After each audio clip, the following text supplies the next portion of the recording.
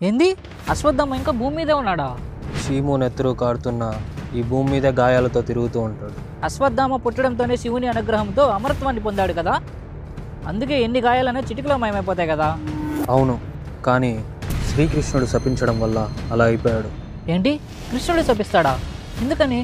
ఇది అర్థం అవ్వాలంటే కురుక్షేత్రంలోని 17వ రోజు రాత్రి ఏం జరిగిందో తెలుసుకోవాలి. అశ్వత్థాముడి తండ్రి అంటే ద్రోణాచార్యుడి మరణానికి కారణమైన పాండవులని దుర్యోధనుడి ఆదేశం మేరకు చంపడానికి ధర్మాన్ని తప్పి వెళ్తాడు. చంపేస్తాడా? చంపేస్తాడు, కానీ పాండవులు అనుకొని పాండవుల కుమారుల్ని చంపేసి పారిపోతాడు. అలా చంపేశాడని కృష్ణుడు శపిస్తాడా?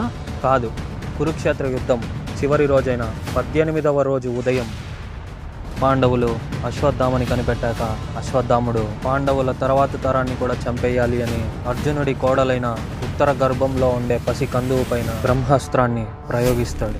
బ్రహ్మాస్త్రమా? అయితే ఖచ్చితంగా పాండవుల వంశం పూర్తిగా నాశనమైందా? లేదు, పునర్జీవం పోసుకుంది. స్వయానా శ్రీకృష్ణుడే ఆ పసి ప్రాణాన్ని కాపాడాడు. అప్పుడు అశ్వత్థామకి శక్తులు ఇచ్చే ఆ మణిని నుదిటి నుంచి తీసేసి కృష్ణుడు శపిస్తాడు. ఏమని? నేను వాసుదేవ కృష్ణుణ్ణి, నీకు వరంగా ఉన్న అమరత్వమే నీకు శాపంగా మారుతుందని ఇప్పుడే ప్రకటిస్తున్నాను. యుగాలు మారుతాయి, వంశాలు మారుతాయి, ఈ పృథ్వీపై జీవులు మారుతాయి, జీవితాలు మారుతాయి. కానీ నీవు చేసిన పాపాల భారాన్ని మోస్తూ ఈ పృథ్వీపై శాశ్వతంగా తిరుగుతూనే ఉంటావు అశ్వత్థామ. నీ గాయాల బాధ నిన్ను నిద్రపోనివ్వదు. మృత్యువు రావాలని వేడుకుంటావు, కానీ మృత్యువు రాదు. ఈ భూమి మీద ఇంకా గాయాలతోనే తిరుగుతున్నాడు అనమాట. అవును. మరి అశ్వత్థామకి అమ్మని దొరికేది ఎప్పుడు? ఆసన్నమైంది. మరి అశ్వత్థామని గుర్తించడం ఎలా?